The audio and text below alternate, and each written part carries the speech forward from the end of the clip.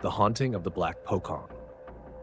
The village of Sukamaju was nestled in the shadow of dense forests, a place where the modern world seemed to stop. It was known for its tranquility, yet whispers of a terrifying entity loomed over its people. Stories of the Pocong Irang, or Black Pocong, chilled the bones of even the bravest. This Pocong wasn't ordinary. Unlike the white-shrouded spirits common in folklore, the Pocong Irang was wrapped in a pitch-black burial cloth.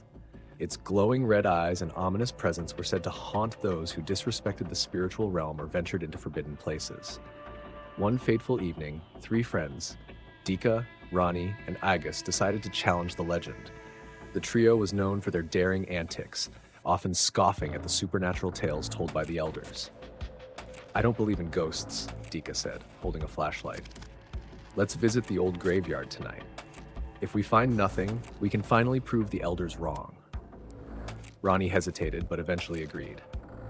Agus, reluctant but unwilling to appear cowardly, followed suit. Together, they ventured into the forest, their path illuminated only by the faint light of their flashlights. As they approached the graveyard, an unnatural chill filled the air. The once lively sounds of crickets and owls were replaced by an eerie silence.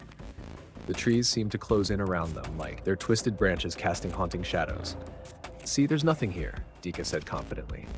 He kicked at a crumbling tombstone, his laugh echoing into the stillness. "Don't do that," Ronnie warned, her voice trembling. "What if the stories are true?" Before Dika could respond, a foul stench wafted through the air and the ground beneath their feet seemed to tremble. Suddenly, a dark figure emerged from behind a cluster of graves. It was the Pocong Irang. Its black shroud clung to its decayed form, and its glowing red eyes pierced through the darkness. The friends froze in terror as the entity began to hop toward them with unnatural speed. "Run!" Agus screamed, breaking the paralysis. They fled through the forest, the black figure pursuing them relentlessly. The sound of its movements, a sickening squelch, grew louder, no matter how fast they ran. Dika tripped over a root and fell hard to the ground. As he scrambled to get up, the Pocong Irang loomed over him, its eyes burning into his soul.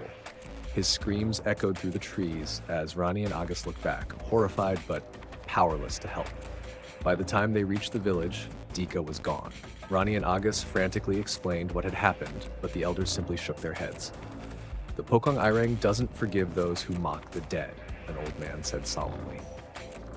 Days later, Dika's lifeless body was found near the graveyard, his face frozen in an expression of pure terror. The villagers prayed for his soul, but the legend of the Pocong Irang only grew stronger. From that day forward, no one dared to enter the graveyard, and the village remained vigilant, their respect for the supernatural deeply ingrained in their hearts.